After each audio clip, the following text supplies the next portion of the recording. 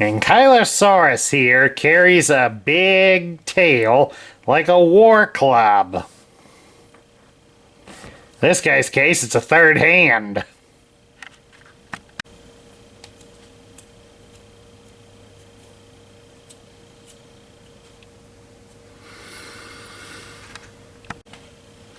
Hello everybody, Sparkster1701 here.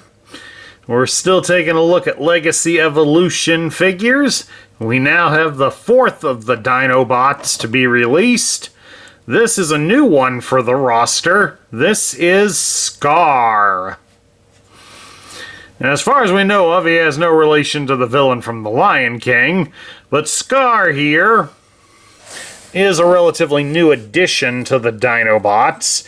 He was featured in one of the more recent comic books, so that's where he gets based off of.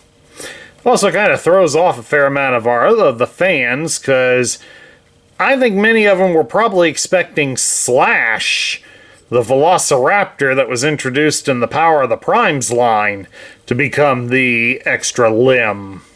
But I guess we'll settle for this guy.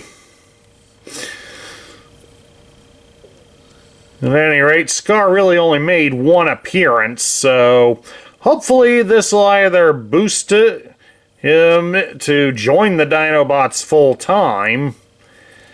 But then again, Slash didn't either, so who knows what's going on in the minds at Hasbro. At any rate, we'll take a look here at Scarr's accessory. Scarr comes with this large blaster.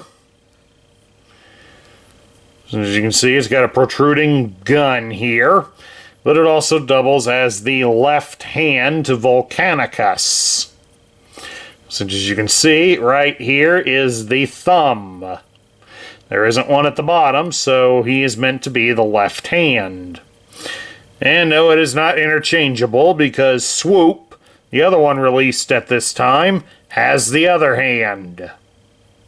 And his is done up totally different. You'll see when we do our review of Swoop. Another loose accessory, even though it should be attached, is the dinosaur head.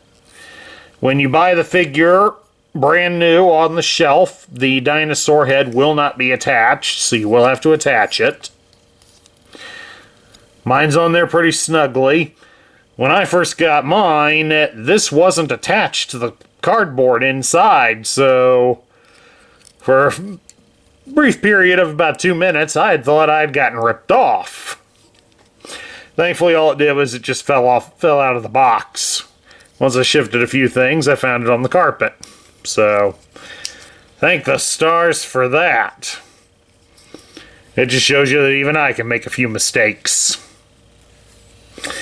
At any rate, let's take a look at his articulation. Scarr can turn his head from left to right with relative ease, even for these big fingers. Unfortunately, he is not on a ball joint, so it can't move anywhere beyond that.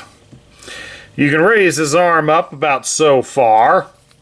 His arm does rotate at the shoulder all the way around. Since the shoulders do allow for his arms to move in and out, since they're on a ball joint. So in such a way, he does have G.I. Joe battle grip.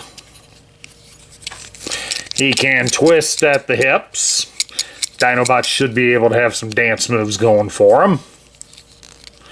You can spread his legs apart about so far due to the dinosaur legs getting in the way. He has a very, very small thigh cut. You can raise his leg up at the hip 90 degrees, and you can bend him at the knee 90 degrees. So, he's got it good in some areas, and there are some spots that could use some improvement. Okay, transforming Scarr is a simple matter, really. We come back here behind him, we're going to take the dinosaur head, and you fold it up and put it over the robot head.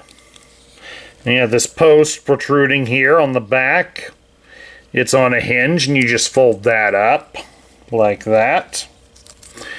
Spread his arms out a bit because we're going to rotate him at the hip all the way around. Then we'll come back here to the arms. You're going to fold them up at the shoulders and connect them onto his back.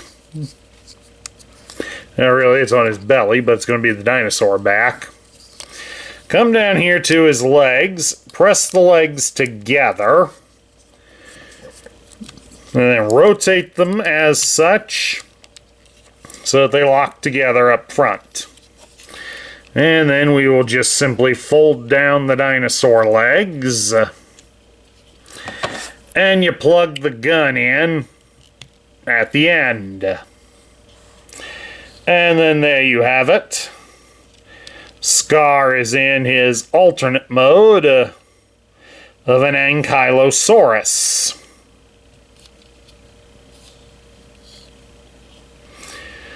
Or basically the dinosaur from Jurassic World that used its big heavy tail to smack the two dumb kids in the hamster wheel.